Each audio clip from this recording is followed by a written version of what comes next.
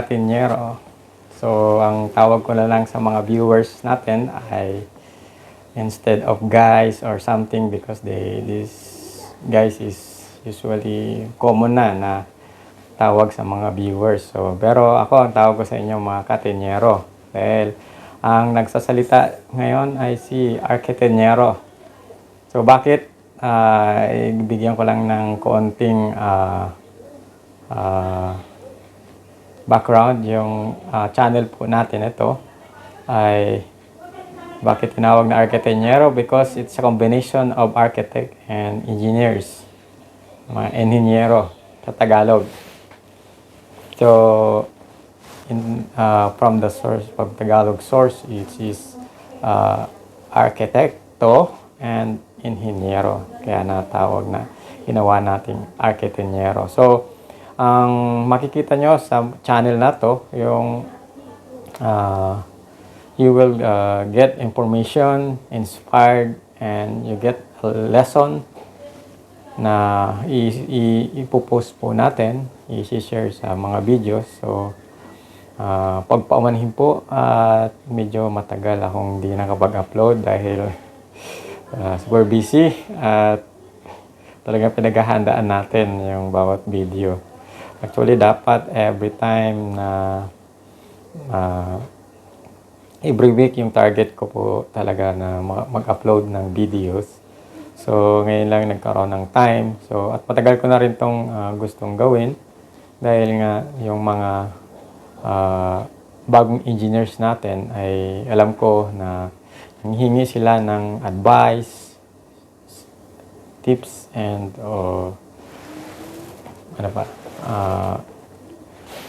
para makakuha ng bagong trabaho after nilang mag-board exam. So, I will share to you some of the steps and tips based on my experience. So, I hope na makatulong ito sa mga bagong engineers natin na pumasa, lalo na sa ating mga kabaro nating mechanical engineers. Hindi lang naman to para sa mechanical engineers, para din sa ibang mga engineers natin, katulad ng electrical, civil, ECE, electronics and communication engineering, and even in sa mga newly architect na kakapasa lang this first quarter of the year. So, congratulations sa mga nakapasa na ng board exam, and congratulations din sa mga hindi nakapasa at nag-try kayo na mag-exam. But huwag kayong panghinaan ng loob dahil ang PRC naman ay hindi naman nagtatapos doon yung career ng isang aspiring engineers. So, binibigyan naman tayo ng chance para makaretake, which is, I think as far as I know, it is 3 consecutive exam na pwede kang mag-exam sa profession natin. Then, if you fail after 3 examination, so I know, pwede ka pa rin umulit. Magpapahinga ka lang ng isang examination, then the next examination ulit, pwede ka na mag-take. So, sige lang, try lang, then sipag-sipagan lang natin sa pagre-review. So, minsan may mga lapses or kulang sa review, kaya dapat once na mayroon kayong review, kailangan focus kayo sa review para hindi masayang yung oras kasi pagdating sa board exam, ilang araw lang yon. Yung exam nyo, 2, 3, tapos na yung exam nyo. Pero yung preparation ay napakatagal. So, kailangan paghandaan talaga yon. Kasi hindi naman natin alam yung lalabas sa board exam. Kaya yon, yung tips ko sa mga di pinalad, at sa susunod, malamang papalarin na rin kayo. Huwag kayong mawala ng pag-asa. Okay, so ito, simulan na natin yung steps how to get hired an entry-level engineers.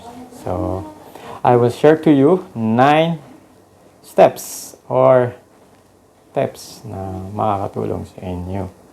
So, number 1, sa mga bago nating mga ininyero, number 1, pursue training opportunities.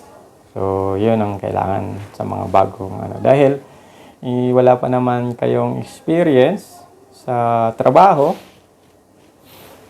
So, ang titingnan ng HR or ng company, yung background niyo during or before kayong mag-apply sa kanila. So, minsan, hinahanap yon. Ano ba mga trainings nyo during college, at after college, ano ba yung mga trainings nyo na which is related doon sa position na ina-applyan nyo. So, ngayon, marami ng mga online training. So, madali na lang makakuha ng mga trainings. Dati, ang hirap. Talagang maghanap ka pa ng training center. Puntahan mo pa talaga. Katulad namin noon sa mechanical field. Talagang hinahanap pa namin yon at magpapa-schedule pa kayo at mag-iipon pa kayo kung ilan yung kailangan nyo. Pero ngayon, napakadali na. May mga trainings online na ino-offer yung bawat organization at mayroon ding natawag na yung convention. So, daming trainings doon. So, huwag yung kalimutan umattend ng mga convention. So, lalo na sa mga kabaro natin dyan, mga ininyero, sa mechanical. So, wag niyo pagpaliban yon. Sayang. Mag-invest kayo doon. Dahil hindi lang matututo kayo, mamimit nyo rin yung mga kabaro natin, mga ininyero na experience na. So, doon, pwede kayong humingi ng advice personally, face-to-face. So, makakatulong yun. And also, mamaya matatagal natin yon yung importance ng yung kilala nyo sila. Okay, so yun. Number 1, kailangan i-pursue natin yung mga trainings na related doon sa profession natin. Okay? Then, number 2, take an board examination. Okay, ito, yung mga engineers na, yung mga pumasa na, sa mga hindi pa pumasa, mag-take pa rin tayo. Kasi, sabi nga nung isang professor namin, sa review center, madali lang niya makahanap ng trabaho. Pero, ang mahirap, yung makakuha ng lisensya bilang inhinyero. Kasi, yung kasabihan nga, pag hindi ka lisensyado, inhinyero, hindi ka matawag na engineer. So, hindi ka magiging proud sa sarili mo na engineer ka. So, ang tawag nga nila dyan ay, ikaw ay engineering. So, kaya dapat, i-pursue natin yung pagkuha ng board examination. Ayun, yung pangalawa. So, try and try until you succeed, sabi nga. Okay? So, sa mga nakapasa na, congratulations ulit. Dahil nakuha nyo na yung first step ng pagiging inhinyero. New chapter ng buhay inhinyero. Okay? Sa beginning. Okay, number 3, ito napakahalaga na kailangan natin gawin. Yung network. Yun, sinabi ko nga kanina, attend kayo ng mga convention. So, marami kayong makikilala doon. Mga professor nyo, uma-attend yan ng convention. So, sama kayo. Sir, kailan ba yung convention natin? O pwede pa kami maka-attend? Okay? Ayun. So, networking is very important. Kung mayroon kayong mga kilala, mga kamag-anak, o yung mga ka-alma mater nyo, itanong nyo, i-chat nyo. May Facebook naman, or any other application na pwede nyo silang makontak. I-connect nyo sila para at least sila na magre-refer sa inyo. Okay? Tutulungan kayo makapasok. Napakahalaga ngayon. So, kasi mahirap yung makipagsabayan tayo. May advantage pa rin yung may network tayo sa mga kapwa nating inhinyero, lalo na yung mga kakilala natin. Okay? Lalo mga alma mater, siyempre, hindi ka nang pababayaan, tutulungan ka niyan. So, pwede kang i-refer nila. So, advantage na yon kasi kilala nila HR. So, at least may referral na. So, may tiwala yung HR or yung company na pag-iigihan mo yung trabaho dahil na-recommend ka ni engineer ganito, ni manager ng ganito. So, kailangan yon. So, alisin natin yung pride. Makipag-network tayo sa mga bagong inhinyero. Okay, so number 3, yung kailangan na gawin ng mga bagong inhinyero. Pang-apat, update nyo yung resume nyo. Okay. So, marami dyan. Basta lang makagawa ng resume. So, alam nyo, napaka-importante nung yung maganda yung profile ng resume nyo. Number 1, so, yung mga pagkakamali ng mga ibang nag-a-apply, basta lang parang gumawa lang ng biodata. So, dapat yung maging professional kasi professional ka na. Isang inhinyero ka na, dapat maganda yung ano mo, yung nilagay mo sa resume mo. So, ilagay mo, lalo na pag entry level ka pa lang, ano ilalagay mo? Mga achievements mo sa school. Yung board exam mo, ilagay mo. Kung taas-taas ng grades mo sa board exam, ilagay mo yung rating mo. Then, yung mga trainings nyo sa college, yung mga, di ba nagtutor yung mga estudyante, ilagay nyo kung saan kayo nag-tour, kung saan kayo nag-OJT. So, ilagay nyo yun para makatulong na ma-assess ng HR.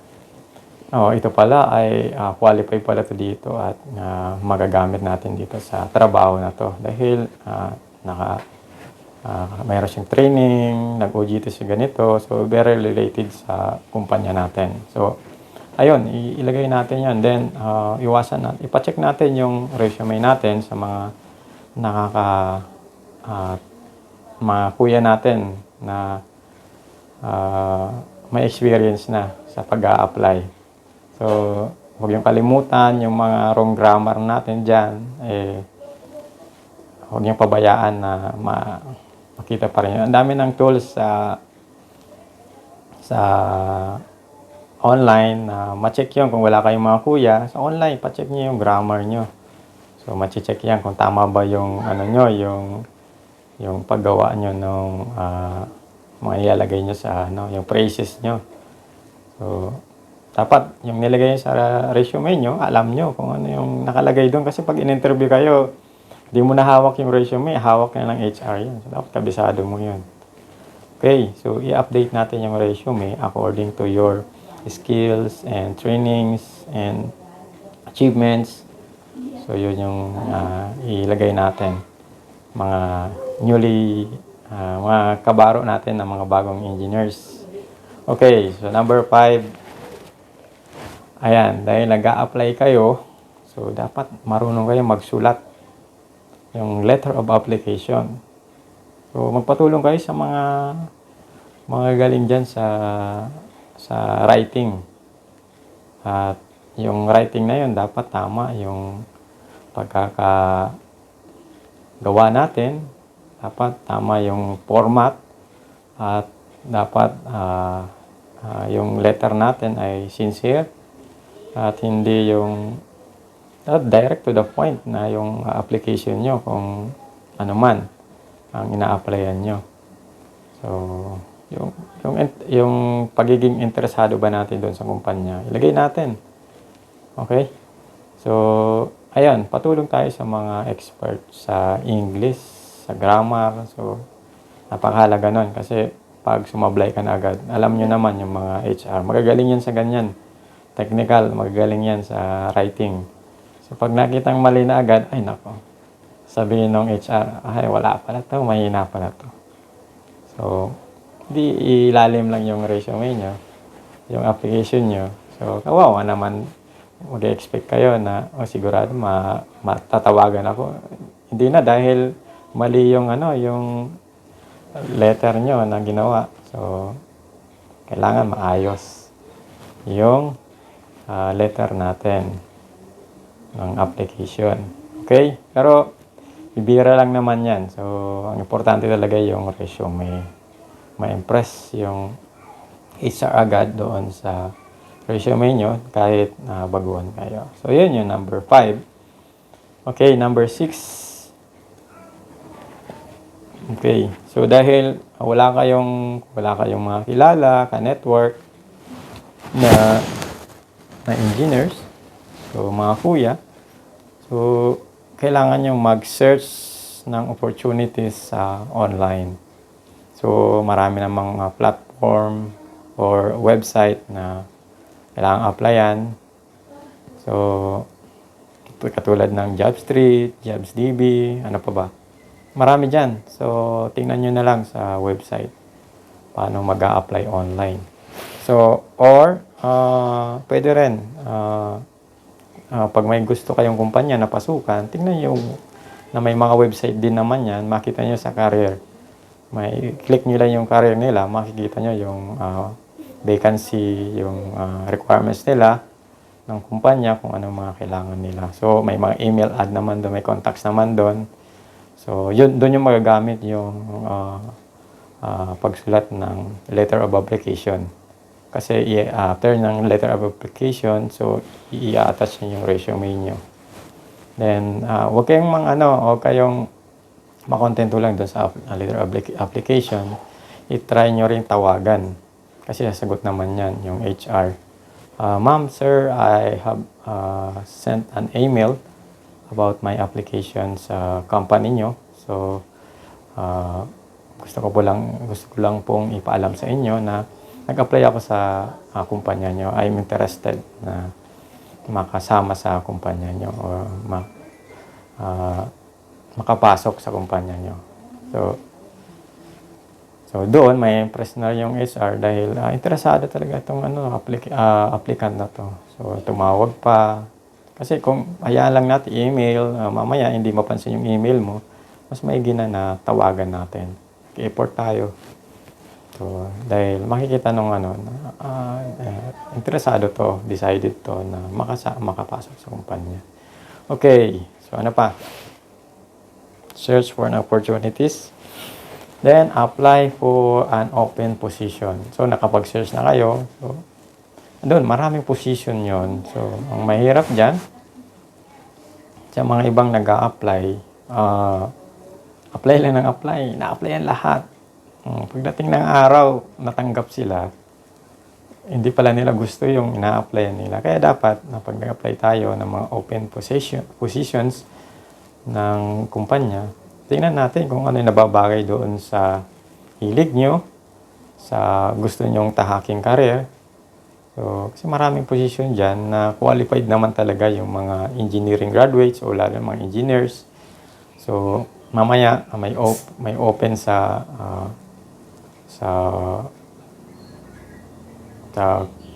marami yan lalo na sa mga construction company. May QS, quantity surveyor, which is office based. O applyan mo yon, may mga ina-hire din ng ganun. Meron naman sa operations, sa construction, meron naman sa procurement. So, kung hindi mo feel yung bakante na position na yon, siguro maghanap ka ng iba na gusto mo talaga. Kung construction yung gusto mo, yun ang applyan mo. Huwag mo tatanggapin yung na hindi mo naman siya magagampanan yung role mo at pagdating ng magre-resign ka kasi hindi mo nagustuhan yung trabaho na gusto mong makuha. So, kaya dapat, pag nag-apply kayo sa mga open position, pinag-iisipan nyo, bago pa kayo mag-apply, alam nyo na yung gusto nyo applyan na trabaho. Okay, number 8. So, prepare for the interview. Ayan. So, ito yung matindi. Dito na lahat. Yan, di ba? Nakapag-apply na kayo, tapos na kayong mag-send ng letter of application. Ayun, tumawag kayo. Then, sabi nung HR, i-schedule na kita for an interview. Ayun. Tuwang-tuwa na tayo nun. Kasi na-imbitahan na tayo. Pero, before yon dumating yung interview, kailangan i-prepare natin yung sarili natin. Okay, so walo na tayong tips na ano yung pangwalong tips is how to prepare for an interview. So, ito napakalaga nito dahil after na tawagan ka, so kailangan mag-ready ka na. Una, so isip ka na kung ano yung mga ano yung susuot mo. So, doon pa lang dapat maayos yung attire mo. At dapat ano siya, related siya doon sa ina-applyan mo. Baka mamaya, kung ano-anong suot mo, na which is hindi naman related. Example, apply ka bilang ininyero, mamaya yung suot mo pang office, pang casual na sa opisina. So, kung ina-apply mo bilang engineer, so dapat yung suot mo magiging smart na engineer. So, sabi nga, yung iba, yun, mga bawal na dyan na isuot, yung mga makukulay na damit, so dapat di tayo nagsusuot ng ganon. Then, hanggat maaari, mag polo shirt, polo, or long sleeve. So, kahit wala ng korbata kasi baka mahiya naman sa inyo yung mag-i-interview sa inyo. Kaya dapat, katulad ng unang mga tips, kailangan alam nyo na yung ano ba sinusuot ng mga boss doon na mag-i-interview sa iyo. So, mamaya mas nakabarong ka pa or naka-necktie. Yung mag-i-interview lang naman sa iyo, naka-polo shirt, yung uniform nila sa kumpanya. So, dapat yung lang siya, yung presentable siya na yung kagalang-galang kumbaga. Na hindi naman sobra. Kasi yung katulad ng na-experience din namin, katulad ng boss ko, sabi niya, ano ba yung nag-a-apply sa atin? Korbata, long sleeve, korbata. Mukhang papalitan na ata ako sa posisyon nito, sabi niya. So, yun yung mga ganun, mga simple lang na yung comment, pero makakatulong sa atin. But kung yung maging presentable sa kagaya nga nung tips ng isang chairman ng organizations namin na pag professional ka, dapat suot ka ng damit na pang professional para matawag ka talaga na professional. Ma-impress mo yung pag-interview pa lang. Okay, so ano mga kailangan? Ayun.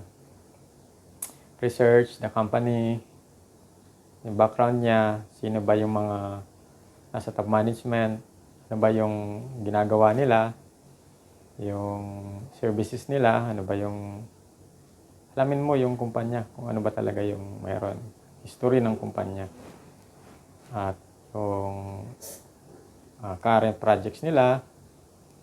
So at least aware ka na. So yun, so mahalaga yun. At kailangan i-rehearse mo yung sarili mo.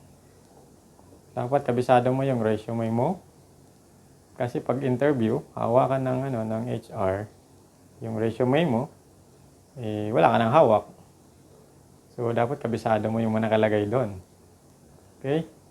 So isang tanong dyan na napakadaling tanong pero napakahirap sagutin, yung tell me about yourself.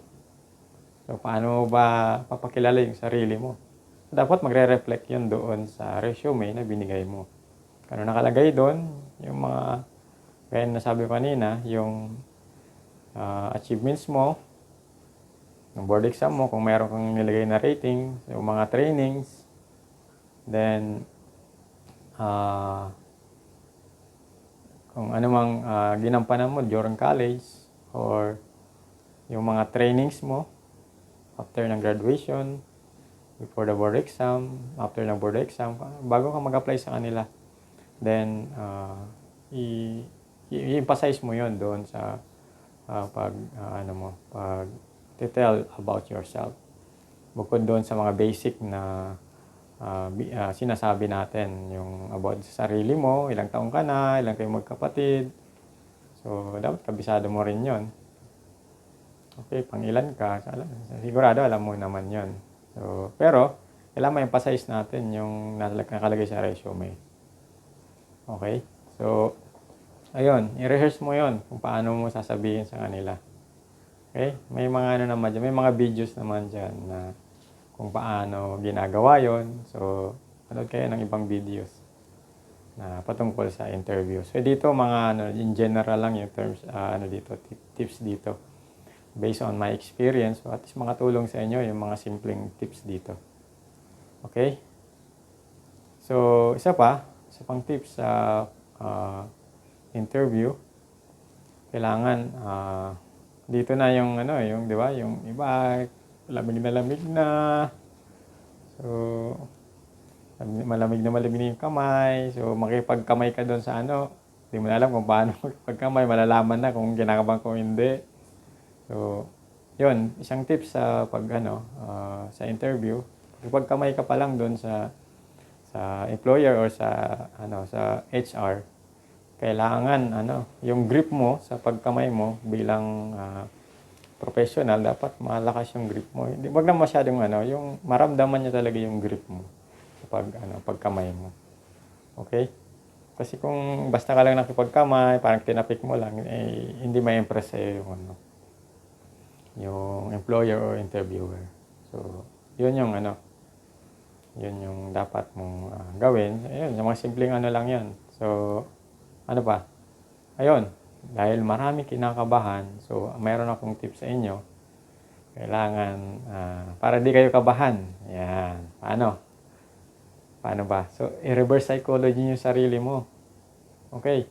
So, ang gawin mo, don't expect na matatanggap ka doon sina-applyan mo para hindi ka kabahan. Ayun, reverse psychology yun. Para ma-relax ka. Okay? Kasi, alam mo naman, marami talagang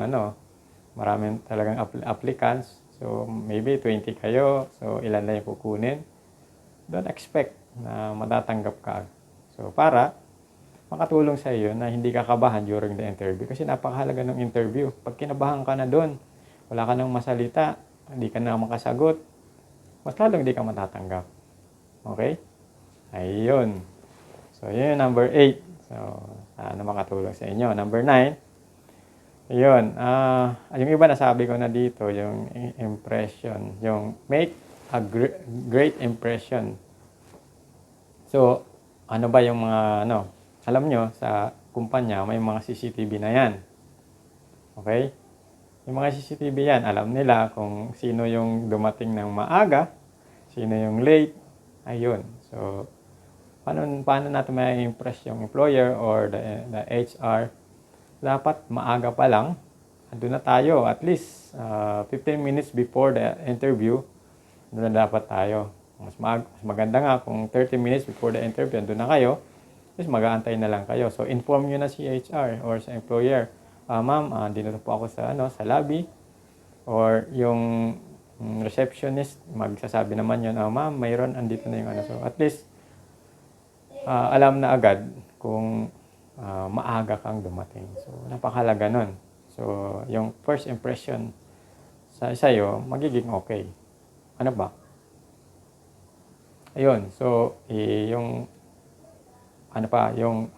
maintain mo yung good posture doon sa pag-aantay mo during the interview. Dapat tama yung upo mo, hindi yung yung para kang basang sisiyo. So dapat maging smart ka at yung maging professional yung upo mo, dapat naka-straight ka at yung kamay mo ilagay mo lang sa relax mo lang.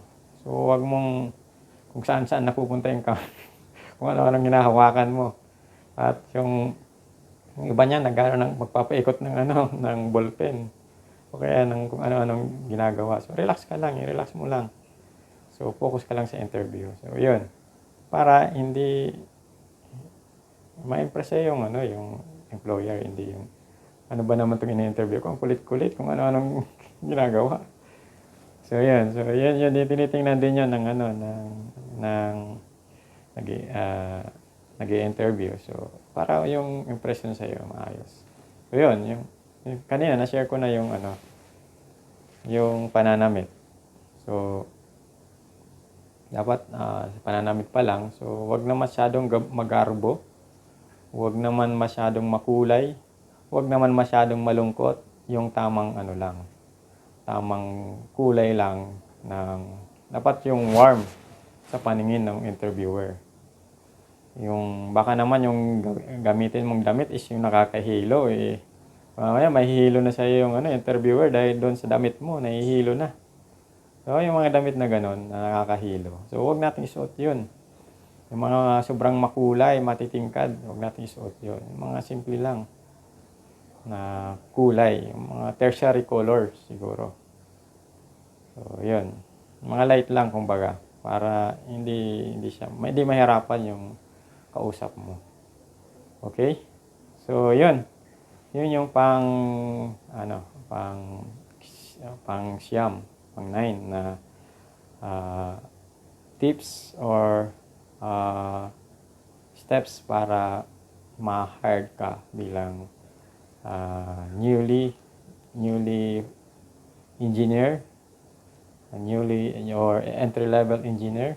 So yun yung mga kailangan mong gawin. I hope na makatulong yon para sa pagkukuha mo ng trabaho, paghahanap ng trabaho.